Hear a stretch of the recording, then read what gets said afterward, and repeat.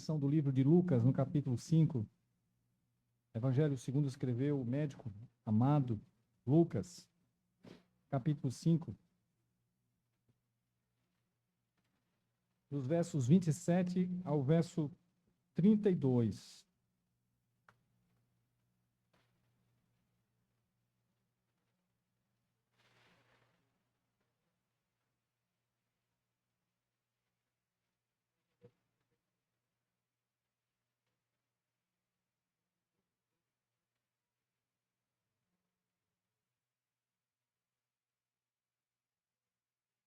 Mateus capítulo 5, versos 27 ao 32, irmãos, nos diz assim a palavra do Senhor.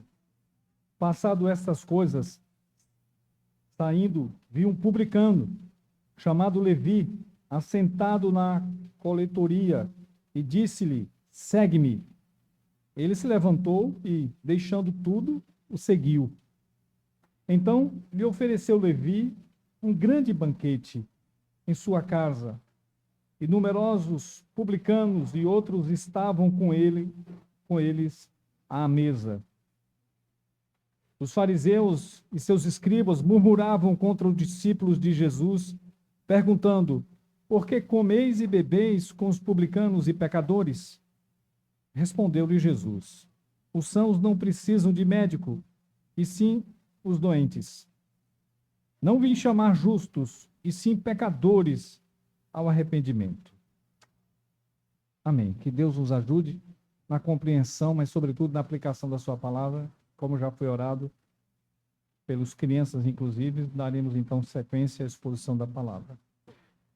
Esse relato da conversão de Levi, do chamado, houve duas coisas ao mesmo tempo aqui: conversão e chamado para servir e seguir a Jesus como apóstolo. Só que lá na frente o chamado como apóstolo vai ficar destacado, mas o Senhor já chamou diretamente Levi dessa forma. O Levi é conhecido também, mais conhecido como Mateus. Ele é o apóstolo Mateus, na relação aparece mais esse nome do que Levi. E o próprio Mateus, que é o autor, o evangelista,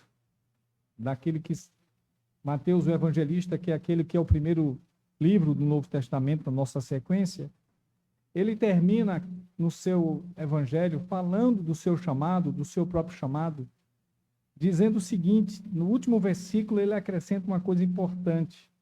Ele diz assim, ide, porém, e aprendei o que significa, misericórdia quero e não holocausto, pois não vim chamar justos, e sim pecadores ao arrependimento.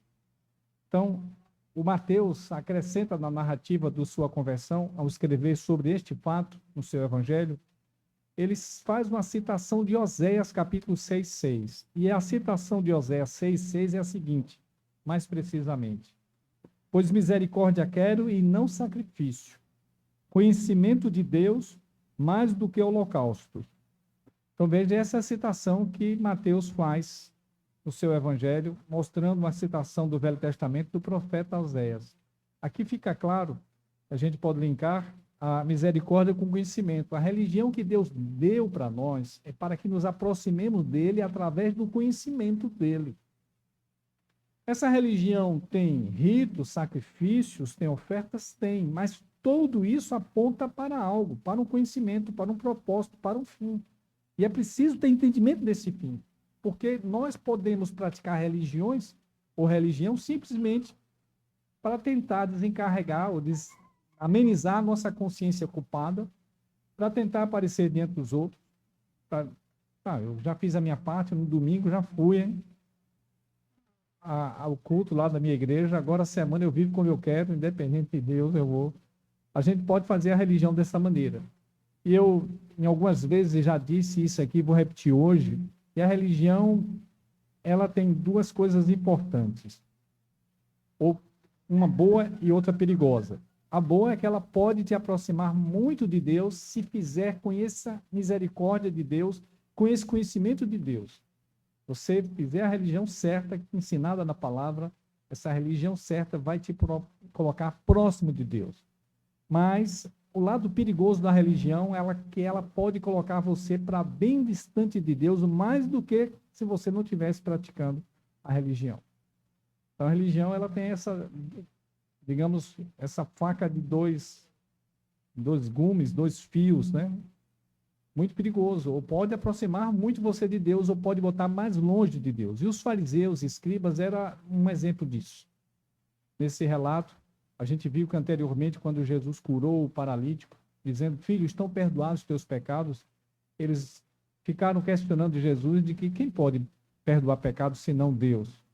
E Jesus, conhecendo o pensamento, disse para eles o que eles estavam pensando, para que saibais que o Filho do Homem tem sobre a terra autoridade para perdoar pecado, mandou que o paralítico se levantasse e ele ficou de pé. Ou seja, provando que o perdão do paralítico foi real, assim como a cura dele foi real.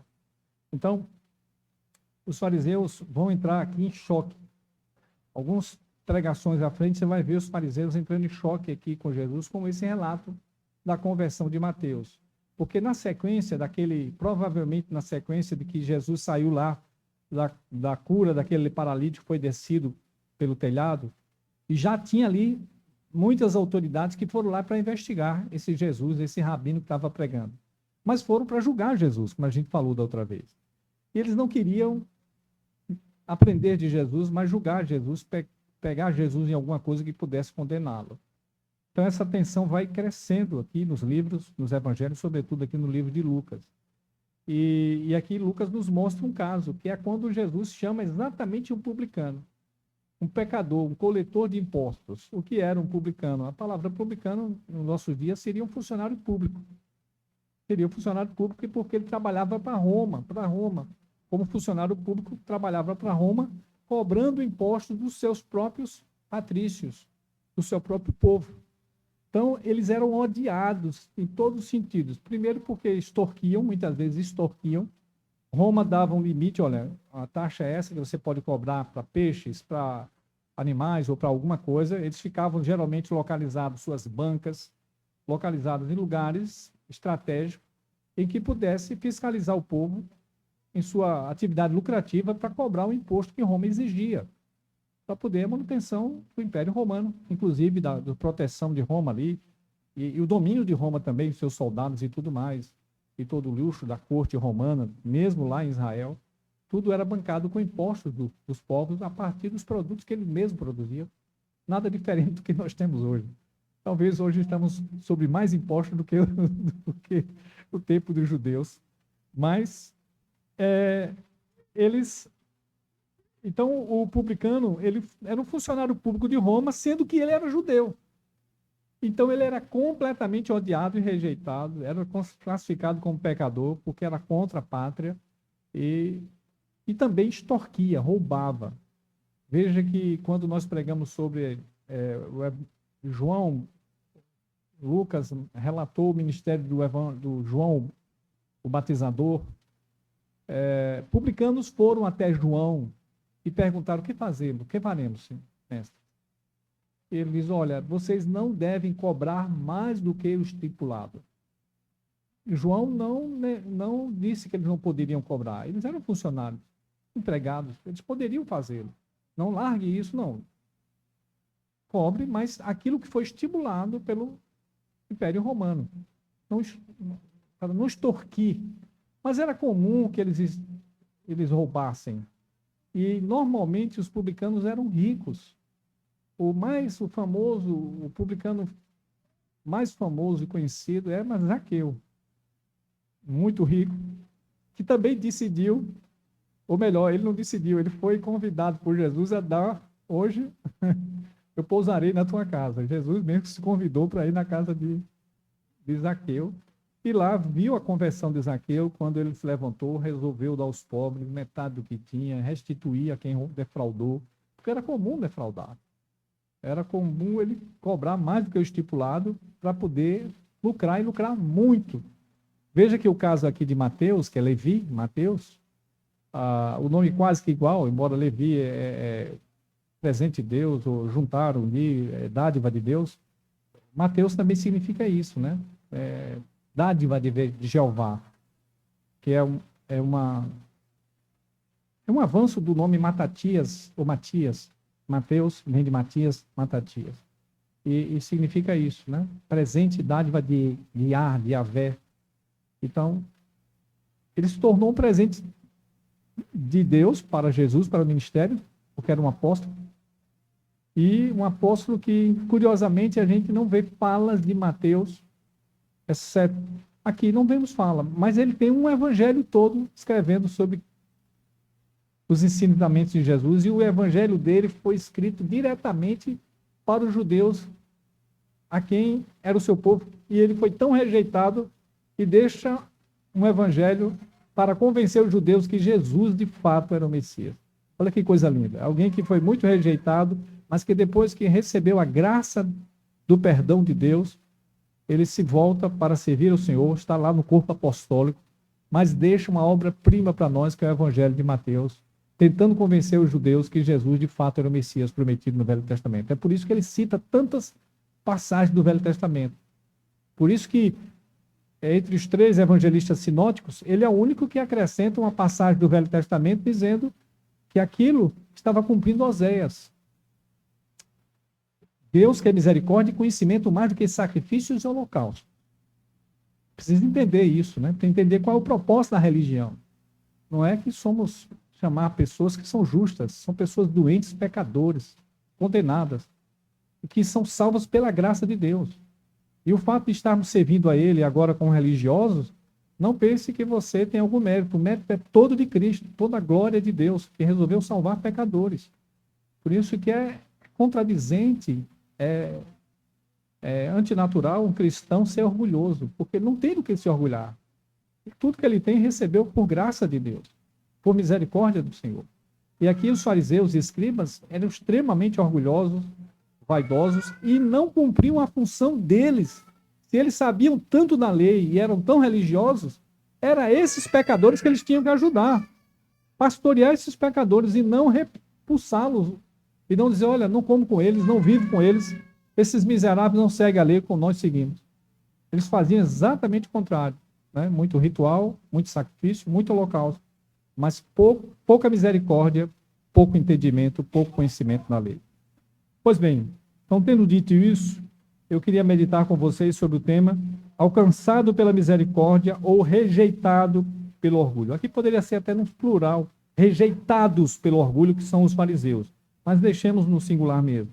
Veja, alcançado pela misericórdia ou rejeitado pelo orgulho. Isso pode acontecer ainda hoje. Uma coisa ou outra. Você ser alcançado pela misericórdia de Deus, entendendo que você é um miserável pecador e Deus te alcançou e você segue pelos méritos de Cristo, salvo pelos méritos de Cristo. Ou pode vir para uma religião como a nossa e querer viver dos seus próprios méritos, das suas obras, seus próprios ritos, achando que Deus tem que pagar algum favor para você, algum crédito. Você tem algum crédito com Deus, quando nós não temos nada. Bom, mas vamos lá. Alcançado pela misericórdia ou rejeitado pelo orgulho. Em primeiro lugar, Levi, ou Mateus, alcançado pela misericórdia, decide seguir a Jesus. Versos 27 a 28. 2 versículos apenas. Acompanhe, por favor.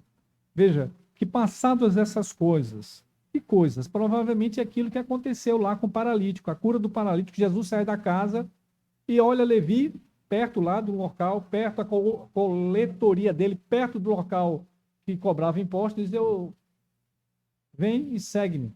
Ele levanta e segue, abandona tudo, deixa a sua profissão e passa a ser um seguidor de Jesus. Então, isso que acontece.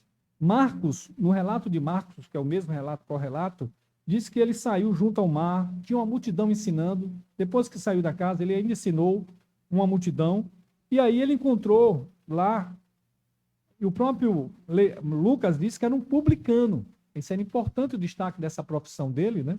Porque era uma profissão odiada.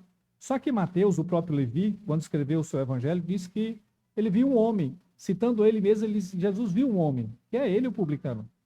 E Marcos diz que ele era filho de Alfeu. Aqui mostra que ele tinha um pai chamado Alfeu. Pois bem, esse é Levi que Mateus chama de Mateus. Mateus, exatamente o mesmo Levi. Ele estava sentado na coletoria, lugar onde se cobrava impostos. Então, ele já está esperando ali. Os pescadores pescaram. Opa, olha o tributo de Roma, por favor. Dá acesso ao que é de César. Estava muito mais para pedir o que era de César do que cobrar o que é de Deus. Então não tinha escape, né? Os coletores estavam espalhados.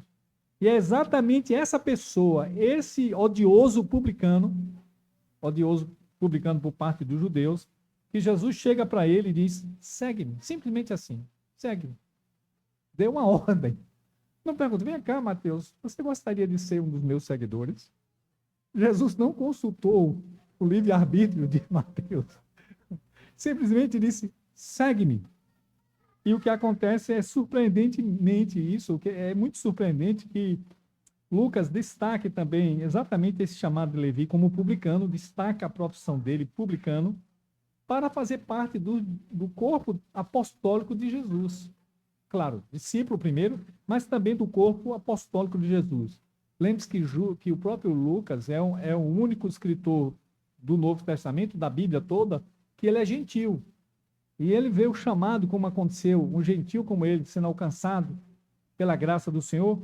Ele mostra como o caso de um judeu, embora não era gentil, mas judeu odioso, odiado, que era o próprio publicano Mateus ou Levi. Esse chamamento é muito, muito importante, é a graça de Deus. O Deus chama pessoas que não merecem, mas ele resolve dar essa graça. Então, o Levi, ou Mateus, tem esse chamamento duplo, né, de discípulo e, ao mesmo tempo, de apóstolo, embora o seu apostolado vai ser confirmado lá na frente, mas é isso que acontece. E aí, ele se levanta e segue. Veja, aqui, o comentarista nos mostra que não é uma cena de milagres na natureza, multiplicação ou cura de um paralítico. O que está acontecendo é um milagre ainda maior, que é o milagre da conversão de pecadores. Esse é o maior milagre que a gente costuma desprezar muitas vezes, né? E o hino 33 está aí para lembrar a gente das maravilhas. A maior que Deus faz é chamar pecadores para segui-lo e transformar esses pecadores para uma vida santa. Você quer um milagre maior do que isso? A gente está aqui cheio de pecadores que eram ex alguma coisa, eis isso, eis aquilo, e não são mais, porque são servos do Senhor e servem e temem a Deus. Não tem milagre maior e melhor. Então esse é o milagre, né? E veja que também esse comentarista diz que Cristo se humilhou se juntando com esses pecadores, porque o próprio Levi e o Mateus convidou Jesus para dar um banquete. Será que ele tinha dinheiro? Será que a casa era grande? Que tinha muitos publicanos e muitos pecadores junto com os discípulos de Jesus e o próprio Jesus. Dar um banquete era para alguém que tinha condições, uma grande casa, uma boa condição. Ele abandona toda essa, digamos, essa carreira de sucesso, secularmente falando, para seguir a Jesus, abandonando tudo isso. Quando ele levantou e deixou a coloteria, ele largou tudo para viver os 3 anos das ofertas que Jesus receberia. Isso é muito importante. Tá? Agora o verso 28, por favor, a gente está encerrando esse ponto, é bem curtinho mesmo. Veja que ele se levantou, Mateus, o próprio Mateus diz que levantou e seguiu, e Marcos levantou também e seguiu. Então, deixando tudo, Lucas nos diz que ele deixando tudo aquela profissão, todo o ganho, toda a vantagem que ele tinha como funcionário público, ele deixou para seguir a Jesus Cristo. Então, larga uma carreira lucrativa para seguir a Jesus. Irmão, se as pessoas compreendessem qual é o chamado de Jesus, muitos largariam pecados, o mundo, até carreiras que impedem ele de servir a Deus de maneira correta. Como eu disse, citando João Batista, um publicano poderia continuar servindo a Deus, cobrando o que é justo, não extorquindo as pessoas. Não era obrigado a deixar o funcionalismo público dessa maneira. Mas, claro, era obrigado a ser santo, ser justo. Tá?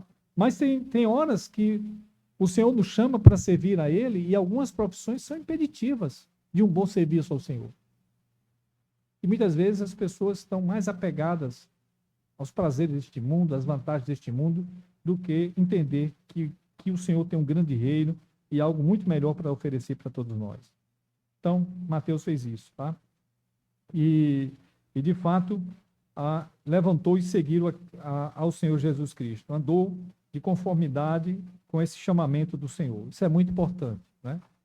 Repito, ainda hoje o Senhor chama pessoas para que servir a Ele e seguir a Ele. Talvez, em alguns casos, dependendo da profissão, o chamado seja até para abandonar essa profissão e seguir a Jesus Cristo de maneira efetiva e integral, para a glória dele. Segundo lugar, irmãos, alcançado pela misericórdia ou rejeitado pelo orgulho. Em segundo lugar, Os fariseus são rejeitados por seu orgulho. Rejeitados por seu orgulho, não compreende a misericórdia de Deus. Versos 29 a 32. Por favor, acompanhe aí. Então, o verso 29 nos diz aí que Levi ofereceu um grande banquete em sua casa. Isso mostra a condição dele. Não era um pequeno banquete, era um grande banquete. O homem tinha dinheiro. Como disse um comentarista, era o discípulo mais rico de Jesus. Deixou de ser. Porque ele largou tudo. Deixou de ser. Provavelmente ainda tinha muitos bens, né? Mas ele não tinha mais aquilo que supria o enriquecimento, era esse funcionalismo público. Então, ele dá. E o que faz Mateus? Olha só, o que faz um convertido genuíno? Diante da conversão, ele convida numerosos publicanos e outros. Aqui em Mateus, aqui em Lucas, diz numerosos publicanos e outros. Que outros são esses? Mateus nos responde que os outros eram pecadores, outros pecadores. Porque você imagine, você está numa sociedade, seus patrícios, ou seja, nossos contemporâneos brasileiros, se a gente for rejeitado por alguma condição, como traidor, como pecador, não só porque cobrava impostos, mas porque extorquia, roubava, é provável que você não tenha amigos que não sejam outros pecadores como você e publicanos como você. Era o círculo de amizade dele. Então, quando ele se converte e quer demonstrar gratidão ao Senhor, e quer mostrar para os seus amigos que se converteu ao Senhor, ele chama exatamente esses amigos. Porque se chamasse os judeus, fariseus, escribas, não viriam. Então, eu jantar com você, de jeito nenhum. Sua casa, para mim, é a casa de pecador, eu não vou. Ele convida o círculo de amizade dele para mostrar a sua conversão, para mostrar a sua transformação. E esses pecadores vêm à mesa com ele.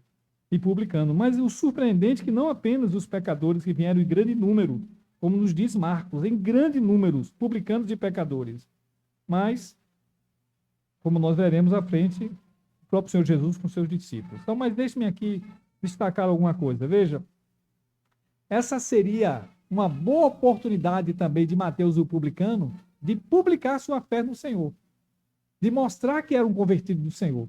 Nada melhor do que convidar os amigos e dizer, olha, a partir de hoje eu largo essa profissão e a partir de hoje eu vou ser seguidor de Jesus Cristo por causa da sua convocação, do seu chamado. Evidentemente, irmãos, que o Senhor quem chama.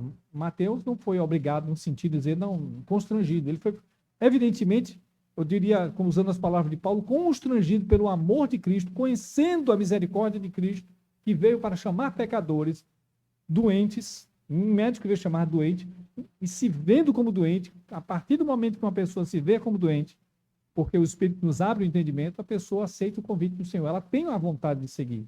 Mateus não foi obrigado no sentido de ser levado simplesmente, ele aceitou, mas para isso foi o Senhor que abriu o entendimento, que abriu a sua compreensão, para que ele pudesse servir a esse Senhor. Então ele dá um grande banquete, certamente como um banquete de despedida, ao mesmo tempo da sua profissão, ao mesmo tempo que estava anunciando a glória, a esse serviço ao Senhor e dando honra a Jesus. Veja que o Senhor Jesus não desprezou o convite de Mateus. Disse, não, Mateus, deixa para lá, rapaz. Eu não vou na sua casa não, senão vai ficar mal para mim. Essa pessoa é mal vista. Jesus não teve, inclusive fez parte da humilhação de Cristo, ser xingado. Esse come e bebe com pecadores e publicanos. As pessoas desprezaram Jesus. Mas essa fazia parte da humilhação do Senhor, porque era o propósito dele vir para pecadores mesmo, e não para quem achava-se justos e salvos. Agora, olha o versículo 30. Diz aí que os fariseus e escribas, eles murmuravam contra os discípulos de Jesus. Provavelmente eles nem entraram. Mas aí depois talvez cercaram lá Jesus, viram lá de longe que tinha muita gente na casa de Mateus. Essa turma que gosta, os religiosos gostam muito de fiscalizar os outros, né? Eles não se examinam, né? Mas põem fardos pesados sobre os outros.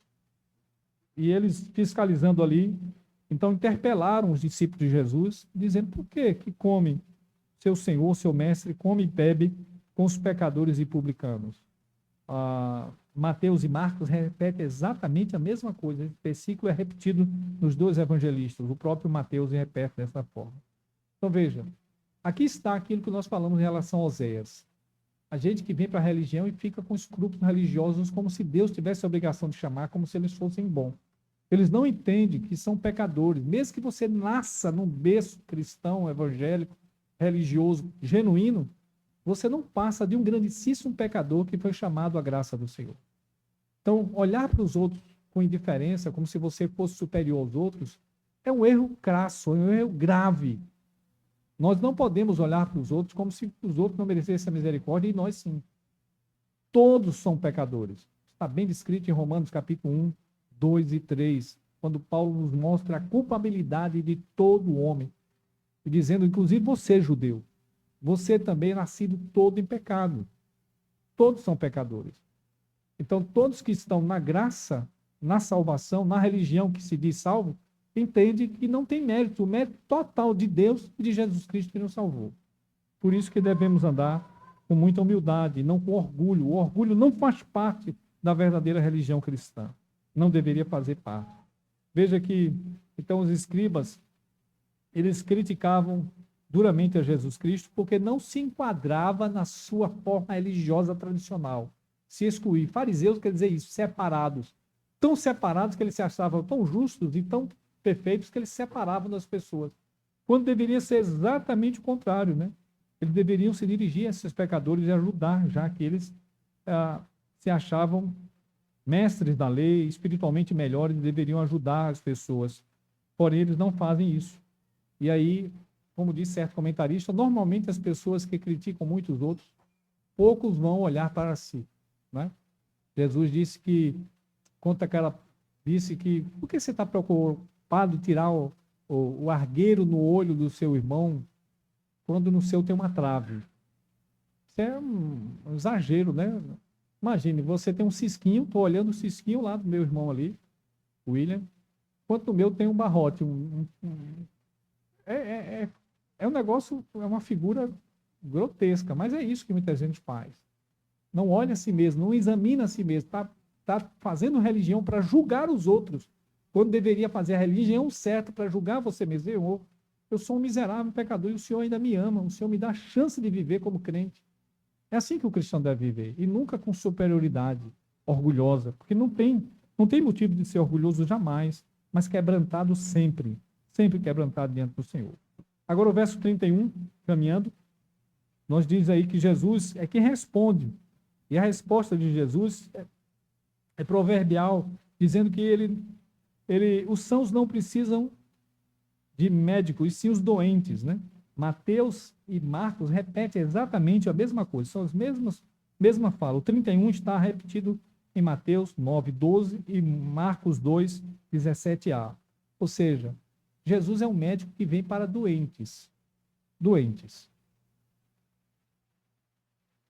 Que se reconhece como doente, que se veem como doentes. Ou pecadores, ou como injustos, que se reconhecem como tal, pecadores injustos.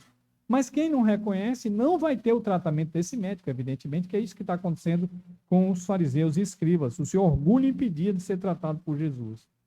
Veja que no verso 32, encerrando, dê uma olhada aí, por favor, Mateus, então, nos mostra aquilo que eu falei. Ele mostra que ele veio trazer, aprender o significado, misericórdia quero e não holocausto.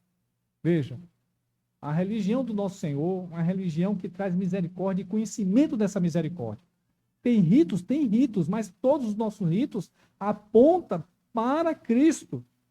Quando eu faço rito, como dizimar, congregar, jejuar, orar, tudo deve me levar a Cristo para esse aperfeiçoamento de salvação, de santificação. Mas não que eu sou completo em si. Fazendo esses ritos, eu não tenho... Me agarro a um rito como se isso me tornasse melhor. Não, o rito aponta para algo. Que eu sou um grandíssimo pecador e preciso do perdão do Senhor. Lembremos dos sacrifícios. Estamos expondo um livro de Números, expusemos também há pouco tempo o livro de Levítico, no estudo doutrinário, nas quintas-feiras. E a gente lembra que os sacrifícios que estão bem distantes de nós, a gente não tem total compreensão dos sacrifícios que eram feitos no Velho Testamento, a não ser quando o Novo Testamento nos mostra claramente, apontando para tudo que representava Cristo, os animais, as ovelhas, até uma novilha vermelha apontava para o sacrifício perfeito de Cristo. Mas o ritual em si não é explicado lá no Velho Testamento. E os estudiosos tentam deduzir qual era o significado, porque Deus deu o rito sem explicar o significado. É claro que eles conheciam o significado, Deus só não quis registrar o significado na sua palavra. Tá? A gente já tem eles fazendo o rito sem a significação daqueles ritos. Mas eles entendiam. E uma das possíveis compreensões dos estudiosos quanto aos ritos dos holocaustos de sacrifício é quando um ofertante vinha ofertar, seja o holocausto, seja oferta pacífica, seja oferta pela culpa, oferta pelo pecado, uma coisa comum acontecia. Um animal era morto e ele punha a mão sobre o animal, dizendo: esse animal morrerá no meu lugar, eu que deveria ser morto. E ele, o ofertante, se sacrificava, degolava, e o sacerdote fazia as outras coisas. Ou seja, ficava clara, pelo rito, que ele não merecia estar vivo. O animal estava morrendo, deveria ser ele morrer. Mas Deus, na sua religião de aproximação com ele, religião quer dizer aproximar-se com Deus, religar com Deus, está chamando pecadores que deveriam morrer e está dando graça do perdão, graça da redenção, graça de estar em paz com Deus. Ofertas pacíficas é paz com Deus. Então imagine, ficava claro na religião que era o pecador que deveria morrer, mas um animal substituto apontando para Cristo morria no lugar dele. Então, não poderia ter orgulho. Porque o seu pecado é tão terrível, tão cruento, que animais eram mortos continuamente para você estar vivo e receber a graça do Senhor. Mas abandonava esse conhecimento, abandonava a misericórdia, não, eu dou dízimo de tudo, até do cominho que nasce na minha casa, do endro, do coentro. Você não está entendendo que religião não é para você se envaidecer, mas se quebrantar e dizer: obrigado, Senhor, porque nada tenho, nada posso, que não veio do Senhor, pela misericórdia do Senhor. Esse quebrantamento que faltavam aqueles orgulhosos fariseus. Aqui o Fritz Heinecker diz uma coisa interessante. Quando Jesus cita os médicos não precisam, os doentes não precisam de médicos, ou melhor, os sãos não precisam de médicos e sim os doentes, uma provável interpretação também é que Jesus estava cobrando daqueles fariseus, líderes religiosos e escribas, que eles deixavam de cumprir aquilo que está descrito em Ezequiel 34. Os pastores infiéis, que não ia atrás da ovelha, que não curava a sua doença, eles eram infiéis. Jesus está citando talvez isso também nesse sentido. Além deles serem doentes e não verem como doente, mas eles eram os médicos que deveriam curar o povo com conhecimento e com a misericórdia de Deus, e eles não entenderam. Enfatizavam tradições e tradições sem fim. E que essas tradições envaideciam ele. Você lembra que Jesus, aqui no Evangelho de Lucas, lá à frente vamos ver, citou a parábola do publicano e do fariseu. O fariseu entrou no templo e começou a se envaidecer. Senhor, graças te dou, porque não sou demais pecadores. E um publicano lá no canto, não sou como aquele publicano. Dou dízimo, jejum, só vaidade. Uma gratidão falsa, cínica, hipócrita, uma gratidão errada. O mérito era dele. E o publicano pecador não tinha nem condições de elevar sua cabeça para o céu, mas cabisbaixo batia no peito, dizendo: Senhor, sê propício a mim, pecador. Jesus disse que esse publicano saiu justificado. E o fariseu orava de si para si mesmo. Deus não estava ouvindo a sua oração. Esse é o risco da religião. Se fizer certo, compreender que você está na presença de Deus, é chamado à presença de Deus para viver de maneira santa, perdoado e viver de maneira santa, você compreende corretamente o que é misericórdia e conhecimento de Deus. Mas se você achar que está aqui e agora pode desprezar os outros, que você é bom porque Deus tinha que chamar você porque é bom, você cai no risco do orgulho e de ser rejeitado completamente pelo Senhor. Eu encerro voltando à pergunta inicial, ou melhor, a colocação inicial. Que tipo de religião você está vivendo, ou estamos fazendo, ou vivendo? A religião do orgulho, achando que Deus tem algum comprometimento comigo? Ou a religião da misericórdia? Deus foi misericordioso comigo, eu merecia ser lançado no inferno, condenado, mas a sua misericórdia me alcançou e agora em gratidão eu quero viver para a glória dele, em serviço a ele. Se tiver que abandonar alguma profissão, alguma coisa, vou abandonar para servir esse Senhor, para me dedicar a esse Senhor. Essa é a compreensão correta. Que aplicação podemos ter, irmãos? Primeiro, veja, seja grato a Deus por seu chamado. Deus chama pecadores. Não existe alguém que não é pecador. Todos os pecadores precisam conhecer dessa misericórdia do Senhor. E quando vir para a religião, continue humilde, pecador, humilde que você é. Não se ache santo. Depois de 30 anos de evangelho, não se ache que você é um santarrão. Não é. Continua a ser um grandíssimo pecador.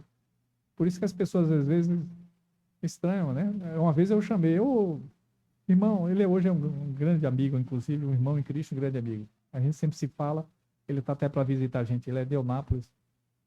E uma vez eu disse para ele, pecador. Ele disse, não, pecador não. Eu fui lavado, remido no sangue de Jesus. Aí houve uma rejeição. Depois ele entendeu por que ainda somos pecadores. Remidos, sim, mas ainda pecadores. Né? Não deve ter orgulho, não se achar santíssimo. Santo, santo, santo, bom, somente um que é Deus, nosso Senhor Jesus Cristo também. Então, conheça a misericórdia do Senhor e seja grato por esse chamado. Segunda aplicação que podemos ter daqui, expresse essa gratidão e serviço ao Senhor. Talvez você não vai precisar abandonar seu serviço, mas vai precisar usar seu serviço para proclamar Cristo, para dizer que você é um crente, usar os seus recursos, a sua vida, para manifestar esse ministério de salvação de Jesus Cristo. Então, Mateus fez isso. Ele pega sua condição, honra o Senhor com uma festa, um banquete, e passa a seguir ao Jesus, proclama para os seus colegas de profissão o Salvador que é Cristo, publicanos e pecadores. Então, façamos isso, irmão. Terceira aplicação, muito cuidado com orgulho religioso. Nós não somos bonzinhos, irmãos. Ainda somos grandíssimos pecadores. Todos nós hoje devemos ter quebrado muitas vezes alguns dos 10 mandamentos. E a gente tem que vir sempre diante do Senhor, cabisbaixo. Você já notou que todo culto tem a oração de contrição? Porque todos nós pecamos. Você já orou que na oração do Pai Nosso, Jesus ensinou para você pedir perdão, perdoa as nossas dívidas como nós perdoamos? Porque nós não somos dignos de nada, mas a misericórdia nos alcançou. A Deus seja toda a glória e toda a honra, nunca nossa, nunca da religião, mas sempre de Deus. Então, cuidado com o orgulho. E por último, olha que lição altruísta de Mateus. Camarada que foi rejeitado o tempo todo, colocado de lado, se converte, e ele escreve um evangelho para provar para os seus patrícios, seus patriotas, como ele, da mesma pátria, que Jesus é o Messias. Se você olhar os evangelhos, o evangelho de Mateus, como está escrito o tempo todo para provar que tudo que o Velho Testamento falava do Messias foi confirmado na pessoa de Jesus Cristo. Mateus, escreve o seu evangelho com o Velho Testamento do lado. Olha aqui, confirmado aqui, Jesus é o Messias porque está confirmado. O profeta Isaías falou isso, Oséias falou isso, o tempo todo. Isso é pensar agora no seu próprio povo, que antes o rejeitava, o discriminava. Olha que coração altruísta, amoroso. Escreveu um evangelho para salvar o seu próprio povo, que tanto o rejeitou. Esse é o coração que nós devemos ter e desejar, que possamos proclamar esse evangelho maravilhoso, de pecadores que são salvos, para outros também possam alcançar essa misericórdia e essa salvação. Vamos orar? Obrigado, Senhor, por tua palavra. Obrigado por ver esse chamado tão maravilhoso de Mateus ao discipulado e ao apostolado. E como isso foi real na vida de Mateus e quanto ele se dedicou para o serviço. Graças te damos, Senhor, porque isso pode e deve se repetir na vida de muitos hoje. Pecadores são chamados ao arrependimento e ao serviço em gratidão a Ti. Faz com que as pessoas sejam transformadas, Senhor, em nosso meio. E que elas nunca sejam orgulhosas, achando que o Senhor tem algum dever com ela, algum favor com elas. Nós não temos nenhum direito diante de Ti, Senhor. Por isso não deve haver orgulho entre nós. uma vaidade religiosa tola, que põe para muito distante do Senhor. Mas quando chegamos a Ti quebrantados, humilhados e gratos, louvando a Ti, dando toda a glória a Ti, certamente sempre seremos bem recebidos e renovados na Tua presença. Assim oramos e pedimos em nome de Jesus. Amém.